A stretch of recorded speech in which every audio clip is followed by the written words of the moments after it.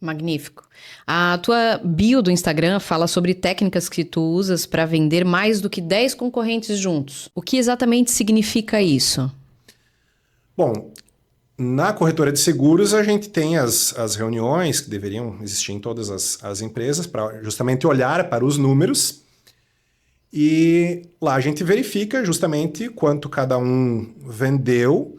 E eu até normalmente fotografo e tenho um dos slides na minha palestra de vendas, na de gestão do tempo também, porque na de gestão do tempo eu falo sobre o CRM e como ele não leva a perda de tempo, pelo contrário, ele faz ganhar tempo, né?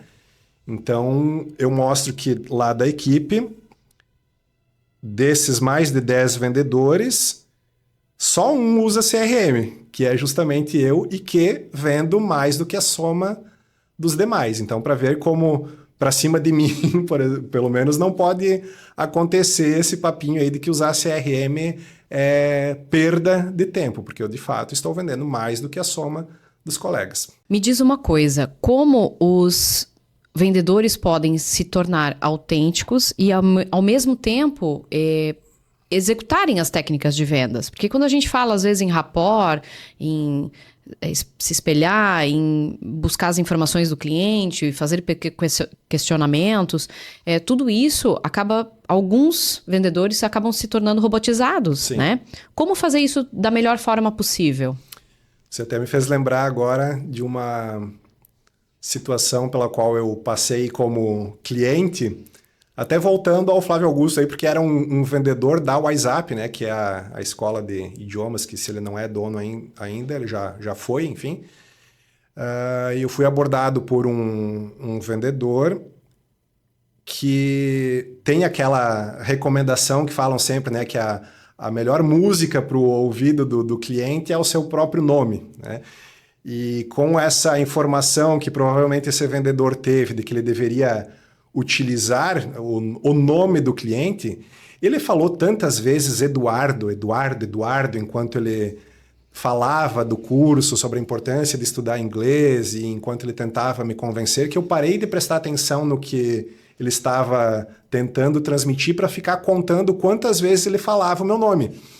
Então, o que a gente precisa ter em mente ao colocar em prática qualquer técnica é fazer isso com naturalidade.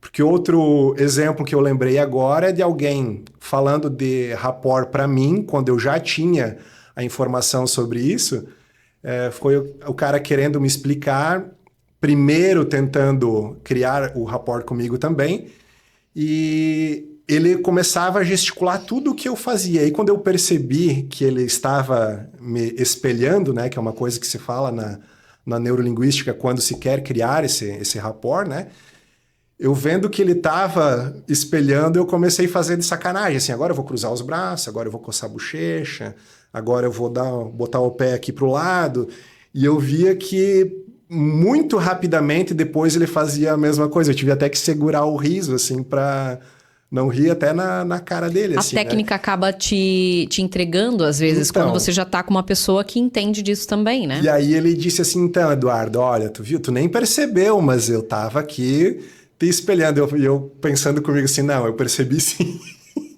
Então tem que cuidar para não ficar exagerado, sabe? Nada como você fazer perguntas, deixar o cliente falar mais e ir encaixando as técnicas na medida do possível e de forma mais natural possível. O que não pode é faltar técnica, porque senão a gente continua também não tendo resultado.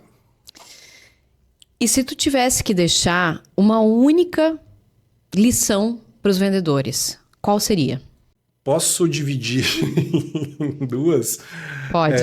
Primeiro é justamente buscar as informações e, como a gente já falou também, colocar essas informações em prática. A gente já falou sobre como a informação que a gente recebe e não coloca em prática não muda para melhor a vida de ninguém.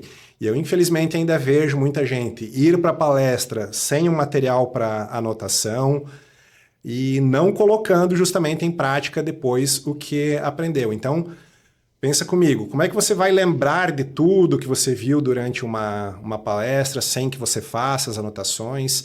Então, revise essas anotações, assim como os livros que você já leu também. É interessante deixar uma marcaçãozinha, pelo menos nos parágrafos que você achou mais interessante, e revisitar esses livros de vez em quando para deixar aquelas informações bem vivas na memória, para também estar sempre praticando. Se qualificar é fundamental, né? Totalmente. Estudar sempre, ler muito.